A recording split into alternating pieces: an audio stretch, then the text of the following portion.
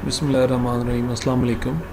I welcome you all to lecture number 13 for the course of routing and switching. My name is Engineer Jafar Ali and I'm an instructor for this course. This is the second part of lecture number 13, and the topic of this lecture was ISDN. In the first part, we have discussed about a few of the topics regarding the ISDN. The first one includes the introduction to ISDN.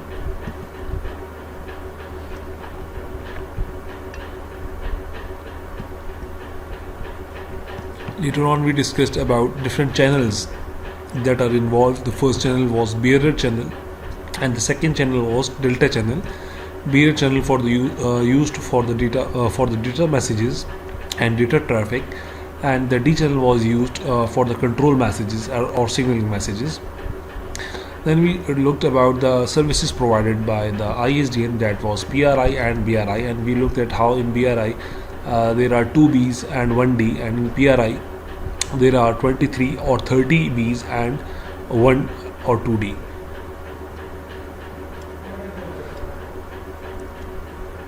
In the last of previous lecture, the first part, we discussed several of the advantages of ISDN over this over analog communication networking.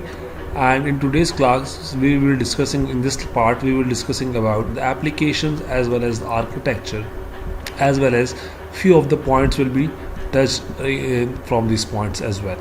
So let's start from the application point of view. So you know that these ISDN networking, because of its huge advantages, these are now preferred for many of the applications. The first application involves telephony.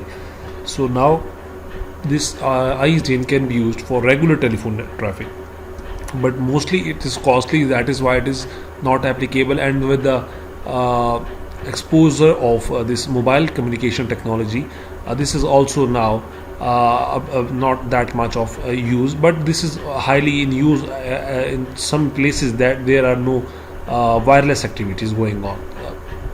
Similarly, there are telefax in which you can use this ISDN, and there are many more applications like video conferencing. You can use this video conferencing via this ISDN, because ISDN can provide you telephony as well as the video conferences services. And one BRI, that is 2B channels, gives a relatively good picture and good sound. In video telephony, a PC and a PC based video conferencing, the quality is usually considered acceptable. So this can provide you distance learning, business training, administrative conferencing, and a wide range of audio video based applications like high fidelity audio video broadcast, full color, full motion images. ISDN can be configured up to set up a TV as a PC or PC to PC video conferencing either at 128 or 384 kbps. So you see this how this ISDN is now working to support the common features that are need of today's life.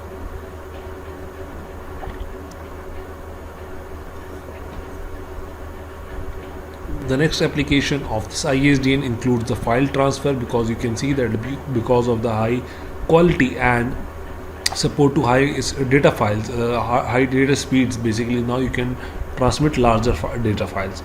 Similarly, you can internet different LANs using this ISDN networking, and this is how, because it is cheap as well as simple and most importantly beneficial. The next one, you can use it ISDN as you can use video conference. I have told you that you can take live calls just like we are doing right now. We are taking video calls, we are taking Zoom classes or Meet classes. So we are using this ISDN for digital purposes. Similarly, this ISDN is more practically, and you can use it at home or at work as well.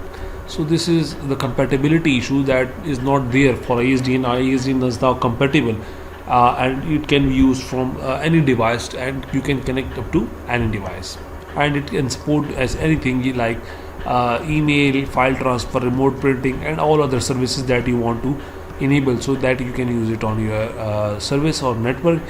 it is mostly fast and accurate, and it is economical as well. So that is why these are some very much at same advantages and the different applications that you can use it for.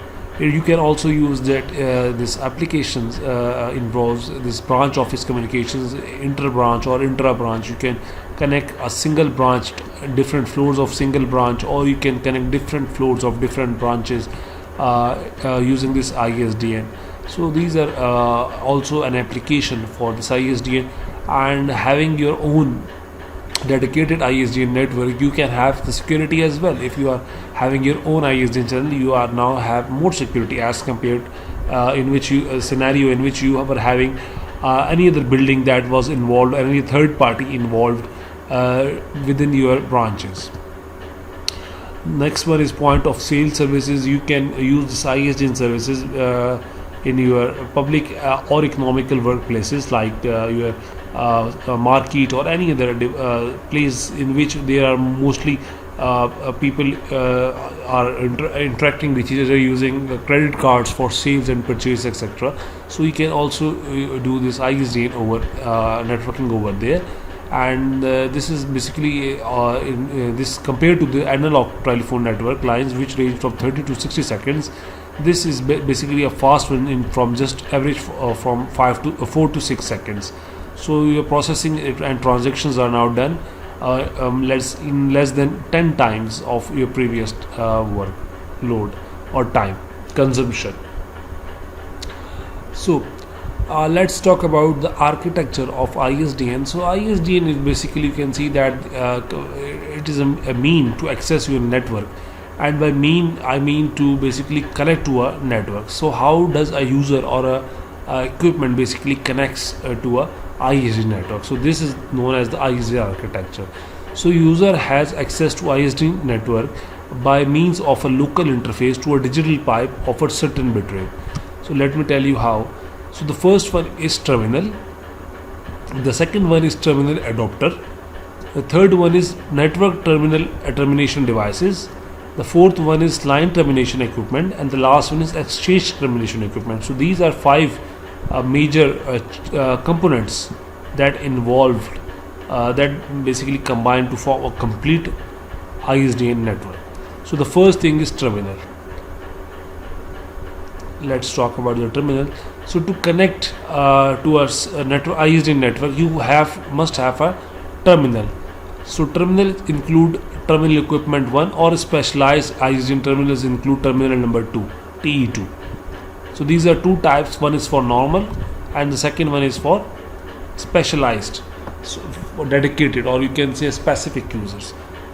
So you can have a different. You can see that these TE1 and TE2.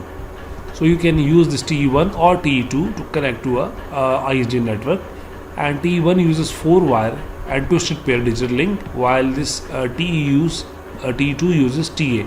And now what is TA? TA is basically a terminal adapter. It is basically a standalone device, and you can call it a router, or not a router. It is an access point. It is basically a adapter that is supporting there to connect this TE2 with the network equipment.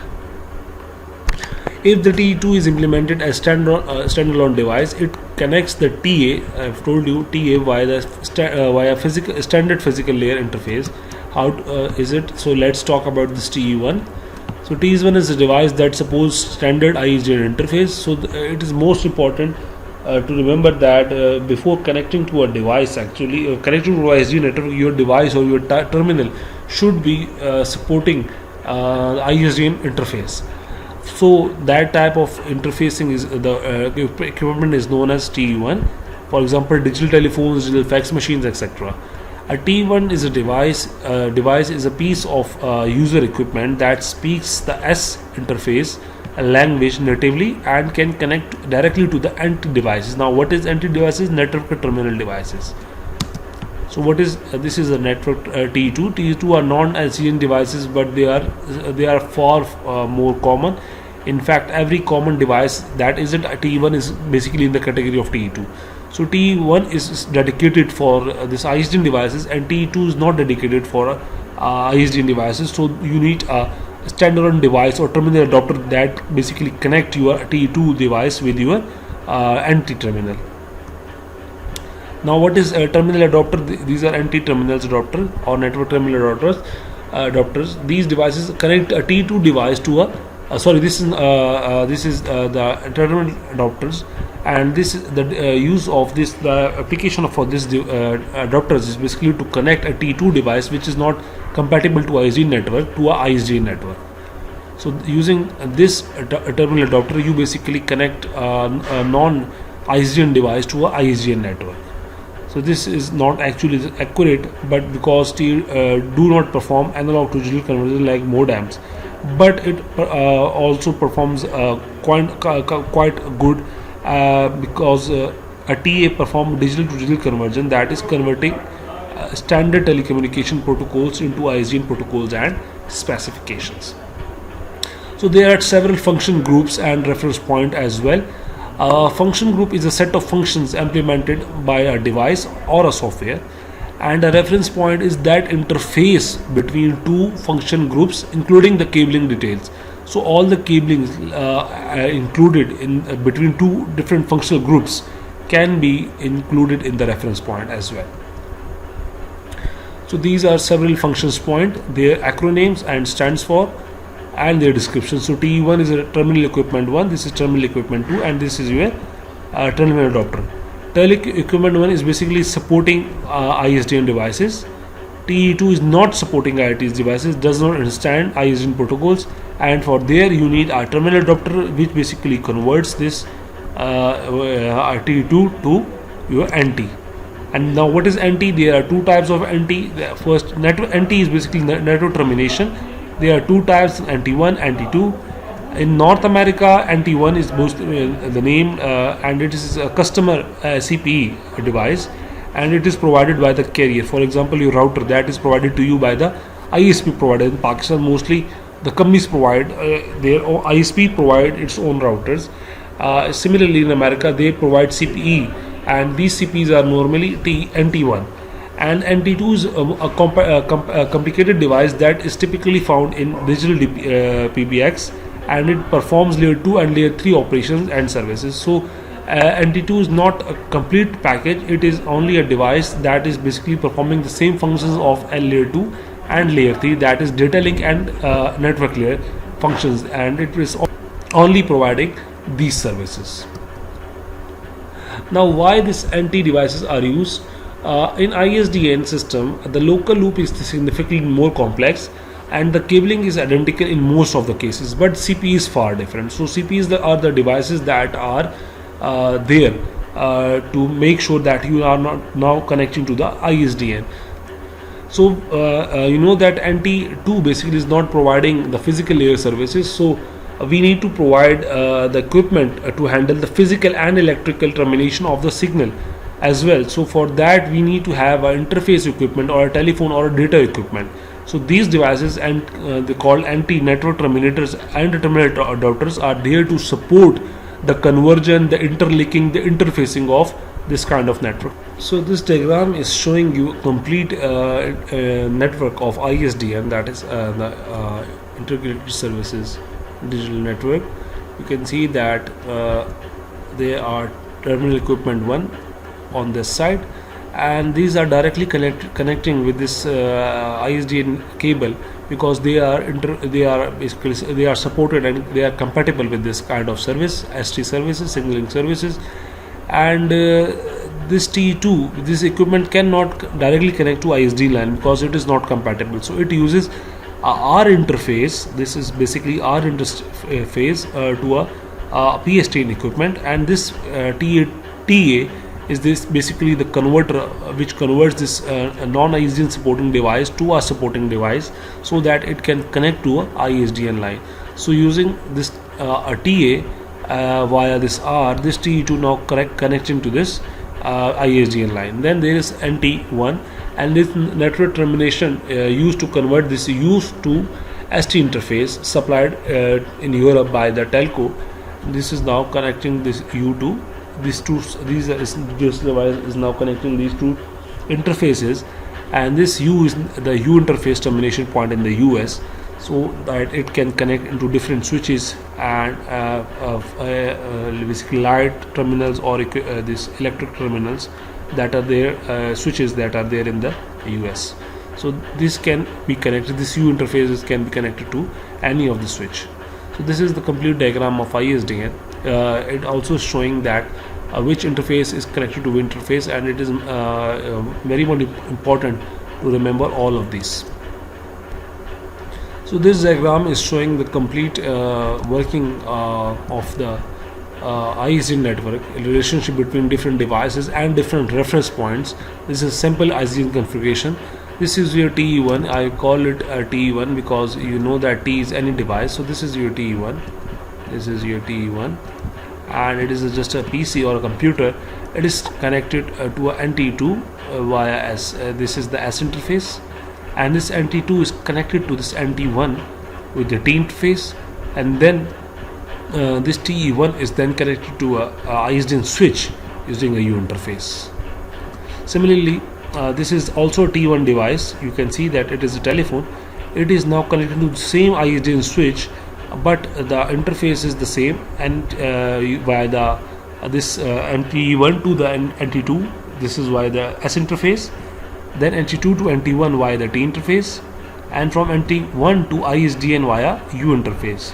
The only difference in the working of T2 device is basically it is not directly connected to NT2 because it is not compatible to ISDN LAN. So first, the important one is that you have to make it compatible with the ISDN. So for that, you connect it with the terminal adapter that is basically via the R interface. Then this TA is now connected to this NT2 via the same S interface. This NT2 is now connected to this NT1 via the T interface, and this NT1 is connected to the ISDN switch via the U interface. Now this is all the same switch. This is the same switch, and this switch is now connected to different switch networks, and private and as well as the public and private. This is a switch network, this is a packet network, this is a private line network. So you can connect any device with anyone. So this is some important features of NT1 and NT2 is also provided over there. NT1 includes a functional associated with the physical and electrical termination of the ISDN to the user on the user premises. You know that this is basically CPE, that is in the a customer premises equipment, CPE, and this corresponds to OSI layer 1, only the physical layer. It may be controlled by the service provider. It provides a physical connector interface for the user device attachment. Also perform line maintenance functions. It supports multiple channel using synchronous TDM. I have also discussed about synchronous time division multiplexing. So this is the same same as well as we also discussed about the FDM as well as WDM.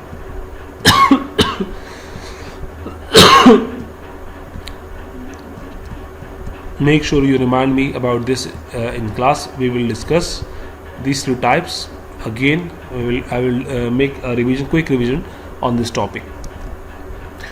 Now talking about the functional devices of this NT1. So this NT1 is a device that basically communicates directly with the central office switch, and this NT1 receives a U interface connection from the telephone company and puts a T interface connection of the towards this NT2. So this is the same thing that I have also explained to you in this NT1 and this NT2. Between this NT1 and ISDN there is a U interface, and between the NT1 and NT2 there is a T interface. This is the same thing which is mentioned over here again, and this is the same thing over here again. This is NT2 because it supports up to functionality of up to 3 OSI, layer 3 of OSI. So this is a small similarities between the theory and the diagram.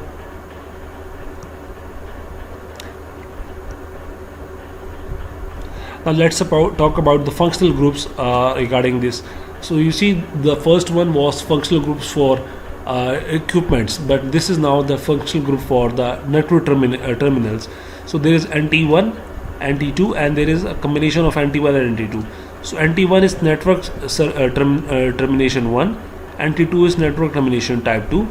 NT1 basically connects with the U interface points between two wires. To telco connects with T or S reference point to other CPE, and this NT2 is basically equipment that uses T interface, a point to telco or NT1, and it uses S interface to connect to a CPE, that is customer premises equipment. So this uses S interface towards that. This is also elaborated in the diagram as well. You can see that using this from this NT2 to this CPE. This is CPE, user premises equipment. There is a interface C. Similarly, from NT2 to TE1, this is basically from this S. So this is also mentioned over here. You see, use S from between. This NT2 uses S interface, S reference point to connect with the other CPE. So these are the physical interfaces that we talked about. The first one is basically functional group, the reference point, and now we have learned about four more interfaces. The first one is U interface, S interface, T interface, and R interface. So these are the interfaces that are there to support this ISDN networking. And the reference point includes this networks, you see that, and this is the reference points R, S, T, U, and ST. And what does it connects to? So this R connects between T2 and T1. Then as this R connects to TE2 with TA terminal adapter.